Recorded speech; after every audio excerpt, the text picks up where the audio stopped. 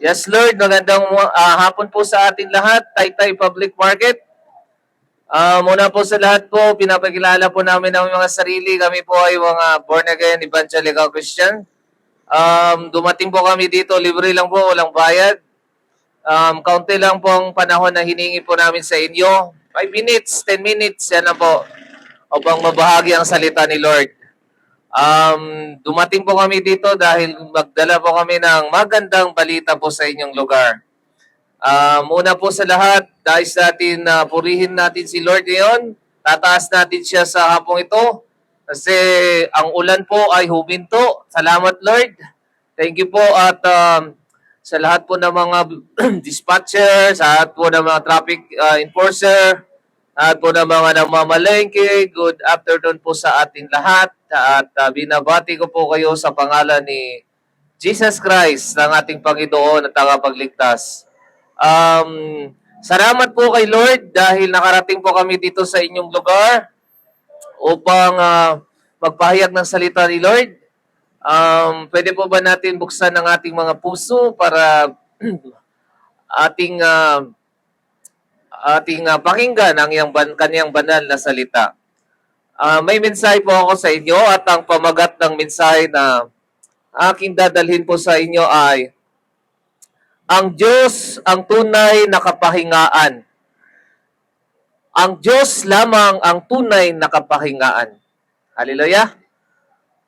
Alam niyo mga kapatid, kahit dami mong pera, kahit sobra mong yaman, sobrang laki ng bahay mo, sobra ang iyong mga biyaya sa tingin mo dito sa lupa, dami mong pera, dami mong sasakyan. Kung wala kang Panginoon sa buhay mo, wala kang kapahingaan sa iyong puso. Amen? Ang tunay na kapahingaan ay ang yan lamang matatagpuan natin sa ating Panginoon. Kahit ano ang gagawin natin para masaya tayo, yan lamang ay panandalian lamang kapatid. Kasi ang tunay na kasiyahan ay nagmumula sa Panginoon.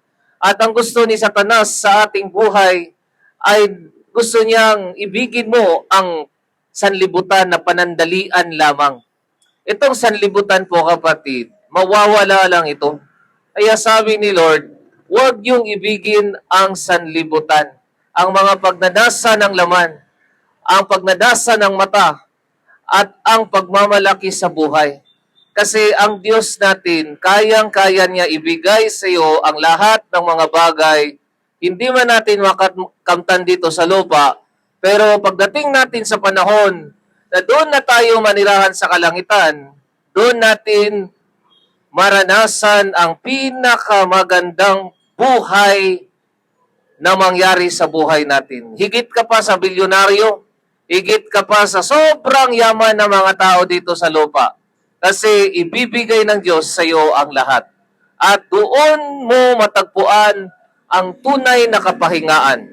Kapatid, huwag din niyong ibigin ang sanlibutan. Kasi ang sanlibutan ay mawawala lamang. Katulad doon sa isang bumbero, ang bahay niya siguro nasunog na kaya wala na po panahon kapatid. Wala na talaga. Di nagtatagal po ang kayamanan dito sa lupa. Bahay masusunog kahit sa lindol. Darating ang panahon kapatid na lilindulin yung mga building. Hindi po yan magtatagal. Kaya ang tunay na kapahingaan natin, tunay na kayamanan natin, tunay na bahay natin, tunay na kasiyahan natin, ay matagpuan lang natin sa ating Panginoon. Kapatid, napakaraming mga mayaman na tao dito sa lupa, pero wala silang kapahingaan sa kanilang puso. Amen? May mga sobra ng yaman na mga tao pero hindi makatulog dahil sa kanilang yaman. Matakot silang matulog, baka hindi na sila makagising sa umaga. Minsan yung iba, na-stress na, hindi na makapagtulog, kaya umiinom na lang ng sleeping pill. Mga kapatid, diyan lang natin matagpuan sa ating Panginoon ang tunay na kapahingaan kay Jesus Christ na ating tagapagligtas. Kaya sabi ni Lord Jesus Christ sa atin, Ano man ang magawa sa isang tao kung maangkin niya ang buong sanlibutan. Ngunit ang kanyang kaluluwa ay mapunta naman sa dagat-dagatang apoy.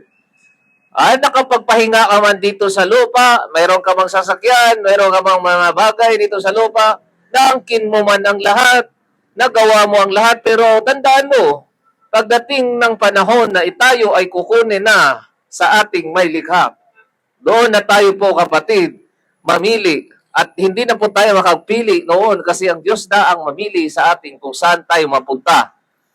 At kung tayo ay mamatay, walang kapahingaan kung meron tayong mga tinaguan na kasalanan kasi doon tayo mapunta sa impyerno. Pero kapag ikaw ay tumanggap kay Lord, kapatid, ikaw ay makakapagpahinga sa piling niya. Ganito po sinabi ng Diyos. Buksan po natin ang aklat ng Biblia sa Mateo 11 verse 28. Mateo 11 verse 28. Lumapit kayo sa akin, kayong lahat na nahihirapan. Sino man naghirap dito sa inyo? Nahihirapan na dahil sa utang, nahihirapan na dahil sa school, nahihirapan na dahil sa mga financial na bagay, nahihirapan na dahil sa sakit. Sabi ni Lord sa atin, ganito po ang sinabi niya. Mateo 11 verse 28, lumapit kayo sa akin, kayong mga nahihirapan. Sino bang mga pulubi, sino bang mga tao nahihirapan dyan, na lubhang nabibigatan sa inyong pasanin. Nabibigatan sa inyong pasanin. Sa lahat ng mga tao ay nabibigatan na po. Sabi ni Lord, at kayo'y bibigyan ko ng kapahingaan. Hallelujah! Bibigyan kayo ng kapahingaan ng Diyos sa inyong mga puso. At sabi niya, pasanin ninyo ang aking pamatok at matuto kayo sa akin sapagkat ako'y maamo at may mababang loob. Amen? Ang sinabi po ng Diyos sa atin, lumapit tayo sa Kanya at bibigyan tayo ng kapahingaan. Sa English pa po, come unto me. To those heavily burdened, and I will give you rest. Amen? Kayang-kaya ni Lord. Lahat ng mga nahihirapan dito, kung lalapit tayo sa Kanya, bibigyan tayo ng kapahingaan. Hallelujah! Siguro may mga kapatid dito na wala ng pag-asa sa sobra ng hirap ng buhay. Sa tingin mo, ano na tayo itong nangyari sa buhay ko? Sobra na ng hirap ng buhay na ito. Hindi ako nakapag-aral, hindi ako nakapagtapos. Pero sabi ni Lord, lumapit ka sa Kanya at bibigyan ka ng kapahingaan. Sa may salita, makakapagpahinga ka, magkakaroon ka ng kapayapaan sa Panginoon. Ganon po yan, kasi si Satanas dito sa lupa, nagbibigay siya sa atin ng maraming kapighatian. Kaya minsan, nag-alinlangan na tayo, ano na kaya ang nangyayari, pero hindi tayo papabayaan ng Diyos kung lalapit tayo sa Kanya. Amen? Ganito po sinabi niya sa John 14, verse 2. Buksan natin ang salita ni Lord. Siguro po, nagtsatsaga kayo sa inyong mga pamamahay. Siguro, tag-ulan, butas na yung bubong. Tagilid ng bahay. Minsan, sobra ng dami ng ginawa sa bahay para lumaki. Alam niyo kapatid, kahit ano pa yung bahay na yan, kahit ano pa ng mansyon yan, wala yan sa compared sa ibinigay at hinanda ng Diyos sa inyo. Makakapagpahinga kayo kung nakapasok na kayo ng hotel, 5-star hotel, mga sobrang lakas ng aircon. Yan po kapatid, wala lang yan compare sa Panginoon. Alam mo, may bumbero na naman. Yan, ang bahay na naman ng tao na yan, baka nasunugan na naman. Hindi po nagtatagal ang bahay dito sa lupa, kapatid. Kaya sabi ni Lord, huwag ninyong ibigin ang sanlibutan. Kasi ang bahay, kapatid, katulad doon ng bumbero, di ba? Dumaan ang bumbero para itigil ang apoy kasi nasusunog na ang bahay. Pero ito ang ibinigay ni Lord sa inyo, pagdating ng panahon, makakapagpahinga kayo, sobra pa sa hotel. Ganito sinabi ni Lord. John 14 verse 2, sa bahay ng aking ama ay mayroong silid. Kung hindi ito totoo, sasabihin ko ba sa inyo kung pupunta ako roon upang ipaghanda ko kayo ng inyong matitirhan? At kapag nakipaghanda na ko na kayo ng matirhan, ako'y babalik at isasama ko kayo upang kayo'y makapiling ko at kung nasaan ako, naroon ako. Kapatid, pangako ng Diyos sa atin, babalik siya dito sa lupa. At sino man ang matagpuan niya at nakita niya na nagpatuloy pa rin at nanalig sa kanya, ay bibigyan niya ng gantimpala. Ito na po ang sinasabi ng Biblia sa huling mga araw. Makikita mo ang mga signs bago siya darating. Alam niyo, sa araw na ito po, August 12, hindi ba ninyo naintindihan na August 12 ngayon?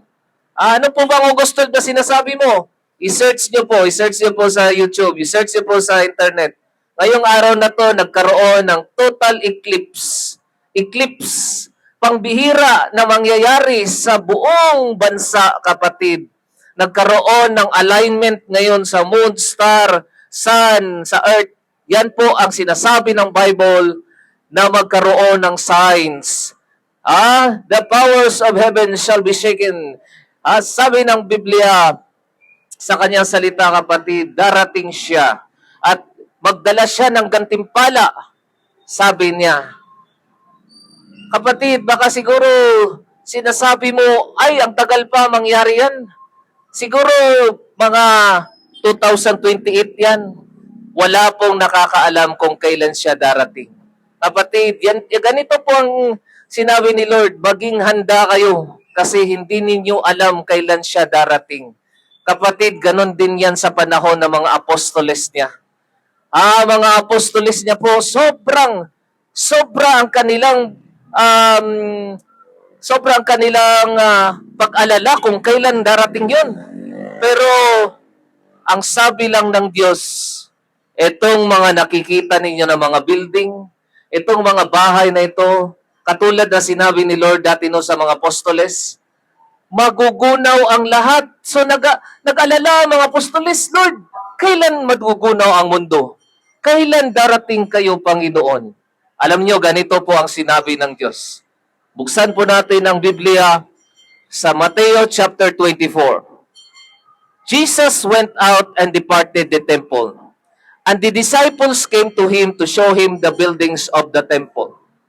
Jesus said, "You see all these things? There shall no be left here one stone that shall not be thrown upon another." As he sat upon the Mount of Olives, the disciples came to him privately, saying, "Tell us when all these things be, and what shall be the sign of thy coming, and of the end of the world?" Jesus said, "Take heed that no one shall deceive you, for many shall come in my name, saying, I am Christ, and shall deceive many. You shall hear wars and rumors of wars, but take heed that ye shall not be troubled, for all these things shall come to pass. For nation shall rise against nation, and kingdom shall rise against kingdom. There shall be famines, pestilence, and earthquakes in diverse places. All these things are the beginning of sorrow. And then shall be afflicted, and shall kill you, and shall deliver you up. And many shall betray one another, and hate one another, and many false prophets shall rise, and because the iniquity shall abound, the love of many shall go wax cold. But he who endures the end, the same shall be saved. When you see that this gospel of the kingdom shall be preached in all nations for a witness of all nations, and the end shall come. When you see the desolation, ayan na, buhay na niya yun. Hindi natin alam ano na nangyari sa buhay niya. Patulan na siya ng Diyos. Tayo ding lahat. Sabi ng Diyos, when you see the desolation of a nation that was spoken to Daniel the prophet, which standeth in the holy place. Whosoever read it, let him understand. Let them which be in Judea flee into the mountains. Let them which be in the housetops not to come down to take anything out of his house. Let them which be on the field not to return back to take anything out of his house. Woe to them that are with child, and to them that give suck on those days, For there shall be a great tribulation such was not since the beginning of this world, no nor shall ever be. But except those days shall be shortened, no flesh shall be saved. But he who endures the end, the same shall be saved. But for the very elect's sake, those days shall be shortened. Behold, if anyone shall say unto you, Lo is Christ in there, believe it not. For there shall rise many false prophets and false Christs, and shall deceive many, and many shall perform signs and miracles, and so much that if were possible, they shall deceive the very elect. Behold, I have told you before, if any man shall say unto you, He is in the desert, believe it not. He is in the secret chambers, go not forth. For, for as the lightning cometh out of the east, and shineth even to the west, so shall the coming of the Son of Man. Ah, and immediately after the tribulation of those days, the sun shall be darkened, and the moon shall not give her light, and the powers of heaven shall be shaken. And then shall appear the sign of the Son of Man coming in the clouds with great power and glory. And all the tribes of the earth shall mourn when they see the Son of Man coming in the clouds with great and power and glory. And he shall send with he shall send his angels with the sound of a great trumpet, and shall gather his elect from the four winds. Now learn from the parable of the fig tree. When his branch is tender yet and put it forth leaves, you know that the summer is nigh. So likewise, when you see all these things, the end is near, even at the doors. Verily I say unto you, this generation shall not come to pass when all these things shall be fulfilled. Heaven and earth shall pass away, but my word shall not pass away. But of the day and hour no man knoweth, not the angels, not this, but the Father only. For as the days of Noah, so shall be the coming of the Son of Man. For before the days before the flood, they were eating and drinking and marrying and giving in marriage until Noah entered into the ark. And the flood took them away and knew not, and the flood took them away. So likewise, when you see, so likewise, as in the days of Noah, so shall be the coming of the Son of Man. Two shall be in the field, one shall be taken, the other shall be left. Two women shall be grinding in the wheel, one shall be taken, and the other shall be left. Watch ye therefore, for we that know that the hour of the Lord that come. Who then is, but notice, if a good man of the house would know that the thief would come, he would not suffer his house to be broken up. Watch ye therefore, for we not know that the hour of the day of the Lord your God will come. Who then is wise and faithful servant? To him that give meat over the due season, blessed is the servant whom is fine so doing. Verily I say unto you, he shall make him ruler of his household. But if that evil servant shall say in his heart, My Lord, the late is coming, and shall begin to eat, drink, and smite his fellow servant, the Lord of that servant shall come in a day when he know it not, and he look it not. He shall cut him asunder and appoint his portion to the hypocrites. Kapatid, nais ng Diyos na maligtas ka. Kasi darating na siya at nakakapahinga ka na sa kanyang piling at gusto niya na ikaw ay makapiling niya. Gusto ng Diyos na makasama ka niya kasi darating na siya. Kailan? Hindi natin alam. But sabi ni Lord, makikita mo ang aking pagdating. Kasi nation shall rise against nation and kingdom shall rise against kingdom. Kapatid, nagkakaroon ng digmaan, magkakaroon ng taglindol, magkaroon ng taggutom, magkaroon ng marami mga huwad na propeta, at maliligaw ang mga tao. Pero sino, sabi ni Lord, sino ang magtiyaga at sino ang tao na magsalita, magtiyaga? Is the gospel of the kingdom shall be preached in all nations, and the end shall come. Kapatid, ito na po, kami po pala ay mga end-time evangelists. Kami po ay nagbabahagi sa Luzon, Visayas, Mindanao. At nais ni Lord na bahagian kayo dito, Taytay Public Market, dahil mahal kayo ni Lord. At gusto niya nga makapagpahinga kayo sa piling niya. Alam niyo, kahit mayaman ka, pero wala kang Diyos, magulo ang buhay mo, kapatid. Kaya mo mang mabili ang lupa dito, kaya mo man lahat, pero wala si Lord sa puso mo, walang tunay na kapayapaan, kapatid. Sa Diyos lamang matagpuan ang tunay na kapayapaan, kapahigaan, at kagalangan. Kahit wala dito sa lupa, pero na si Lord sa iyo kasi mas mayaman ka pa sa lahat ng mayaman kasi anak ka ni Lord. Kapatid, manalangin tayo kung gusto po ninyo tanggapin si Lord at magkaroon ng kapayapaan. Sabihin mo lang ito sa iyong puso, Jesus Christ, Diyos sa Israel, Yeshua HaMashiach, tatawarin niyo po ako, Panginoon, sa aking kasalanan. Lord, dinaamin ko po na ako'y nagkasala. Panginoon, sa iyo lamang po matagpuan ang tunay na kapahingaan. Tinatanggap kita bilang aking Diyos at tagapagligtas. Panginoon, maraming salamat po sa buhay na walang hanggan. Naniwala po ako sa iyo na kayo'y namatay, nilibing at sa pangatlong araw na buhay muli. Amen. Glory to God. Magandang hapon po sa atin, Taytay Public Market. Ulitin ko po, dumating po kami dito, walang bayad. Di po kami tatanggap ng donasyon. Di po kami hihingi sa inyo. Libre lang po ito. Wala pong bayad. Di po katulad ng ibang mga sekta na naglilibot, nagbebenta ng aklat. Wala po yan sa amin. Nais lang namin ibahagi ang salita ng Lord. Dahil darating na siya, si Yeshua HaMashiach, Yahweh Jesus Christ. Kapatid, magandang hapon po sa ating lahat at kung gusto niyo po bumisita sa YouTube channel po namin, YouTube channel po namin, type niyo lang po sa YouTube, YHWH102 o Yahweh 102. Doon po ninyong matagpuan ang mga Bible study, Sunday service at patuloy kayo manalangin sa ating tunay at banal na Diyos na walang iba kundi si Jesus Christ of Nazareth, ang tunay at banal na Diyos. Glory to God. Magandang hapon po sa ating lahat. Amen.